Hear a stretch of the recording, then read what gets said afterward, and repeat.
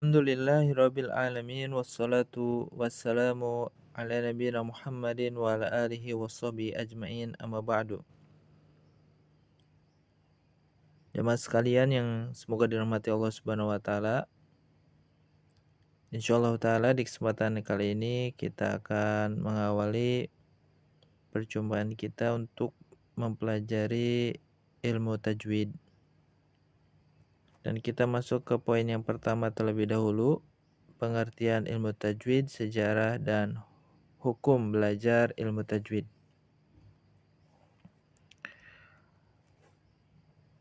Pengertian tajwid adalah secara bahasa yaitu sama dengan tahsin, ya, memperindah, atau itqon, ya, mendalam, dan ityan bijayid, melakukan yang terbaik. Adapun secara istilah, ilmu tajwid adalah ilmu yang membahas cara pengucapan huruf dan memperhatikan waqaf. Dan pengertian ini sebagaimana disampaikan oleh sahabat Ali bin Abi Thalib ketika menjelaskan pengertian tajwid, beliau berkata, "At-tajwidu huwa tartilul hurufi wa ma'rifatul wuquf." Tajwid adalah mentartilkan huruf dan mengetahui tanda waqaf, ya, mengetahui waqaf, berhenti. Nah, dari pengertian yang disampaikan oleh beliau radhiyallahu anhu, setidaknya terdapat 2 poin yang penting dari makna tajwid. Yang pertama yaitu tartilnya huruf, dan yang kedua adalah wukuf atau waqaf. Oleh karenanya para ulama memberikan pengertian atau definisi ilmu tajwid, ya, menukil dari sahabat Ali bin Abi Thalib radhiyallahu anhu yang di atas tadi. Nah, kita masuk poin yang pertama, apa itu tartil huruf? Bila kita perhatikan makna kata tartil ini terdapat di dalam Al-Qur'an, ya. Di dalam potongan ayat surat Muzammil ayat 4 yang berbunyi warattilil Qur'ana tartila, dan bacalah Al-Qur'an dengan tartil. Dalam penggunaan kata tartil, para ulama berbeda dalam menempatkan kata tartil.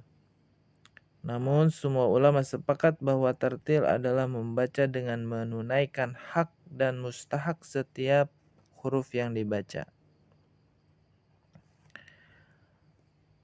Makna tartil itu diambil dari pengertian tartil huruf yang disebutkan oleh sahabat Ali bin Abi Thalib radhiyallahu anhu, sehingga maksud dari tartil huruf adalah sama dengan tajwid al-huruf, yakni membaca huruf-huruf Al-Qur'an sesuai dengan makhraj dan sifatnya, atau membaca sesuai dan hak mustahak huruf. Nah, sekarang pertanyaannya adalah apa itu hak-hak huruf? Hak-hak huruf adalah sifat-sifat lazimah atau yang tetap yang dimiliki sebuah huruf. Sifat tetap itu merupakan sifat yang mesti ada dan tidak terpengaruh oleh huruf-huruf lainnya. Misalkan sifat syiddah dan jahar atau yang lainnya. Sedangkan apa itu mustahak huruf? Mustahak huruf adalah hak-hak huruf yang ada pada saat bersinggungan dengan huruf lain. Atau dengan kata lain, mustahak huruf adalah sifat-sifat aridah, misalnya bacaan samar, jelas, atau dengung. Kesimpulannya, untuk dapat mentartilkan huruf, maka seseorang harus menguasai ilmu yang berhubungan dengan hak-hak huruf dan mustahak huruf. Ilmu yang mempelajari hak-hak huruf disebut ilmu makhraj atau makharijul huruf dan sifatul huruf. Sedangkan ilmu yang mempelajari mustahak huruf-huruf adalah kaidah-kaidah tajwid yang biasanya dipelajari seperti hukum bacaan nun sukun, hukum bacaan mim sukun, hukum bacaan mad, hukum bacaan idgham, dan lain sebagainya.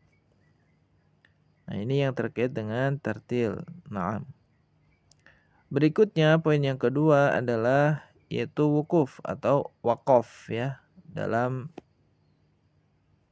ilmu tajwid. Poin kedua dari ilmu tajwid secara global adalah yang berkaitan dengan tanda waqaf, di mana ilmu yang mempelajari tata cara berhenti membaca Al-Quran.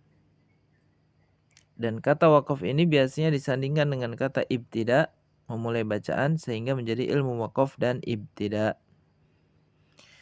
Tujuan dengan mengetahui ilmu waqaf dan ibtida adalah agar seseorang yang membaca Al-Quran tidak secara asal menghentikan bacaannya, sehingga maknanya bisa berubah atau ambigu bagi yang membaca atau mendengarkannya.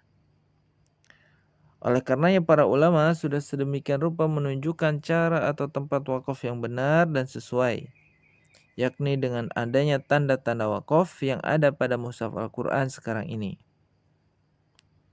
Tanda-tanda wakaf itu dibuat dan bersumber dari hadis-hadis sehingga maknanya bisa terjaga. Lalu bagaimana jika ingin berhenti di kata atau tempat yang tidak ada tanda-tanda wakafnya? Maka dipelajari apa yang dinamakan ilmu wakaf dan ibtida. Mempelajari ilmu wakaf dan ibtida berarti mempelajari makna ayat atau dengan kata lain juga belajar kosakata bahasa Arab.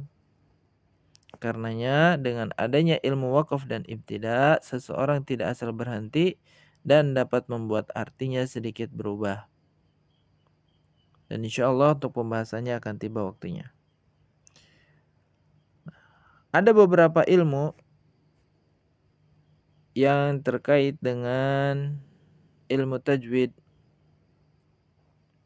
yaitu ilmu makharijul huruf dan sifatul huruf, ilmu mustahak, ilmu waqaf dan ibtida. Secara singkatnya, ilmu tajwid adalah ilmu tata cara membaca Al-Quran. Ketika seseorang membaca Al-Quran, tentu berkaitan erat dengan apa yang dinamakan dengan mushaf. Dan dewasa ini manusia ya atau masyarakat muslim khususnya, keinginan mereka untuk membaca Al-Quran tentu ya keinginannya menambah ilmunya semakin semarak. Dan di antara ilmu-ilmu yang bisa dipelajari dari berkenaan dengan mushaf Al-Quran dan tajwid, di antaranya adalah ilmu makharijul huruf dan sifatul huruf, tata cara pengucapan sebuah huruf dari alif sampai ya. Yang kedua ilmu mustahak, tata cara pengucapan huruf yang terpengaruh huruf lainnya atau tajwid. Yang ketiga ilmu waqaf dan ibtida, tata cara berhenti dan memulai membaca Al-Quran. Ilmu dhabt ya, ilmu tentang titik dan tanda baca Al-Quran seperti harokat, tasydid dan lainnya. Ilmu rasam Utsmani, ilmu tentang penulisan Al-Quran. Ilmu qiraat, ilmu tentang ragam bacaan Al-Quran. Ilmu adil ayat, ilmu tentang jumlah ayat-ayat Al-Quran. Dan ilmu adab tilawah, ilmu tentang etika membaca mushaf Al-Quran. Naam. Hadza wallahu a'lam. Insyaallah untuk pembahasan selanjutnya kita akan bahas di kesempatan yang akan datang. Wabillahi taufiq wal hidayah. Assalamualaikum warahmatullahi wabarakatuh.